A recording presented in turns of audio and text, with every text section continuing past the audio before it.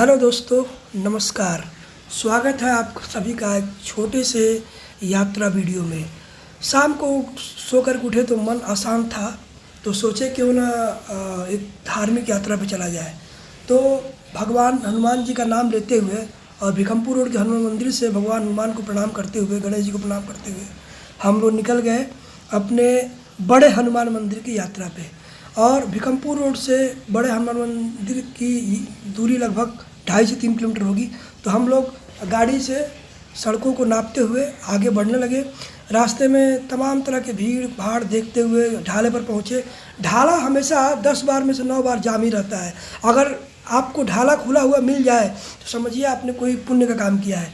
खैर, भगवान का नाम लेते हुए हम लोग ढाला पार किए। ढाला पार करने के बाद आम और हम केला चिल्लाते हुए लोगों की आवाज़ के बीच हम लोग बाईपास लेते हुए ओवर ब्रिज के नीचे से पहुंच गए नए ब्रिज के पास।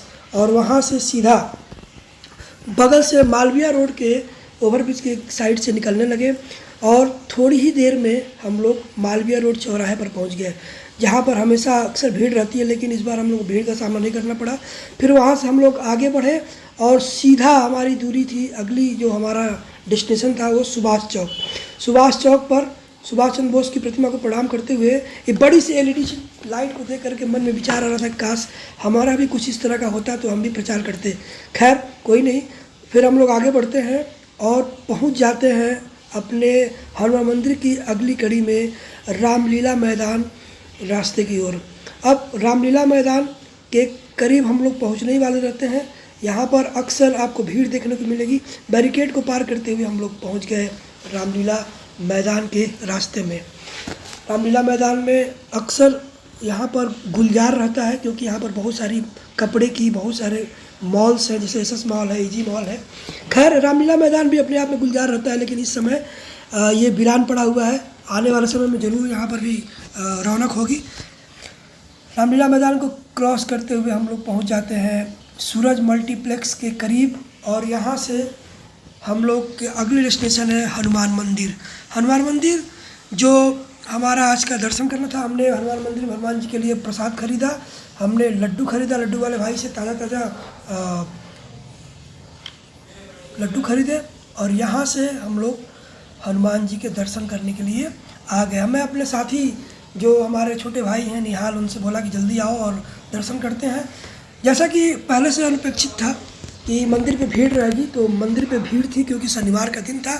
हमने सोचा पहले अपने हाथ पैर को धुल लेते हैं, तन मन को साफ कर लेते हैं, फिर भगवान का दर्शन करते हैं। इसलिए हमने हाथ पैर को धुला।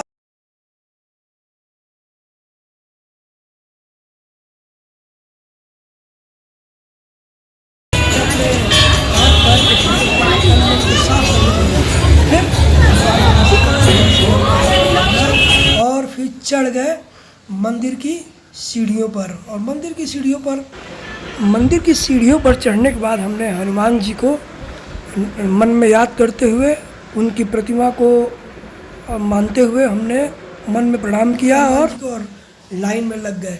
यहाँ पर आप देख सकते हैं लोगों की भीड़ है। हम भी अपने बारी की प्रतीक्षा कर रहे हैं। साथ ही साथ हमने सोचा कि हमने अपनी भी उपस्थिति दर्ज करा लें कैमरे के सामने आकर के, जय हनुमान जी कहते हुए। फिर हम लोग लाइन में लगे रहे। थोड़ी देर पे भगवान हनुमान जी की प्रतिमा आंखों के सामने दिखाई देने लगी। यहाँ तमाम भक्त जो है वो अपना पूजा पाठ में लगे हुए थे। हम लोग भी हनुमान जी की प्रतिमा को निहार रहे थे और मन को एक असीम सी सुकून या असीम सी अनुकंपा मिल रही थी। यहीं पर थोड़ी देर में बाबा देवरावा का पवित्र चित्र देखा और हमने उनको प्रणाम किया और हनुमान जी का दर्शन करने लगे हम लोग। यहाँ आप देख सकते हैं हनुमान जी की साक्षात दर्शन इस समय बड़े हनुमान जी का आप देख रहे हैं।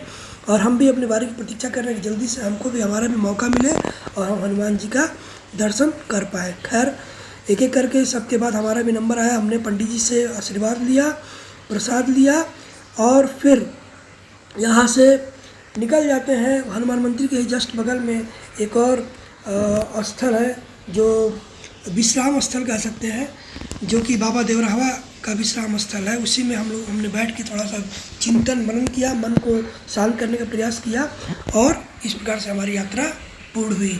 तो ये हमारी एक छोटी सी यात्रा थी। उम्मीद करते हैं कि आपको यात्रा पसंद आई होगी और अपना प्रेम, अपना स्नेह बनाए रखिए। मिलते हैं फिर एक अगली वीडियो में। जय हिंद।